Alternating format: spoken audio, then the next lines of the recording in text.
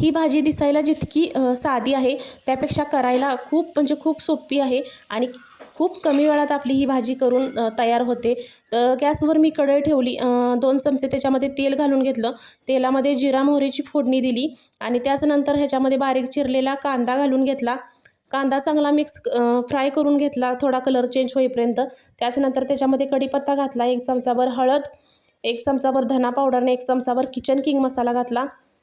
तर त्याच्यानंतर फ्लावर जो आहे तो धुवून मी ह्याच्यामध्ये घातलेला आहे आणि हिरवा वाटाणा जो आहे तो सुद्धा मी आता ह्याच्यामध्ये घातलेला आहे। तर हे जे सगळं चांगलं मिक्स करून घ्यायचं जेणेकरून जे मसाले आहेत ते चांगले आपल्या भाजीला लागले जातील। त्याचनंतर ह्याच्यामध्ये मी चवीपुरतं मीठ ॲड केलं आहे आणि आपला 1 चमचाभर घरगुती कांदा लसूण मसाला जो असतो तो ॲड केलेला आहे। मस्तपैकी सगळं मिक्स करून घेतलं। मिक्स केल्याच्यानंतर झाकण ठेवणार आहे मी आता। तर झाकण ठेवून 5 मिनटं मी वाफ काढून घेतली आणि वाफेवरच ही भाजी आपण शिजवून घेतलेली आहे। तर मस्त अशी आपली इथं भाजी आपली तयार झालेली आहे। तर व्हिडिओ आवडला असेल तर व्हिडिओला लाईक करा आणि चॅनलला जर अजून तुम्ही सबस्क्राईब केलं नसेल तर पटकन सबस्क्राईब करून घ्या। धन्यवाद, बाय।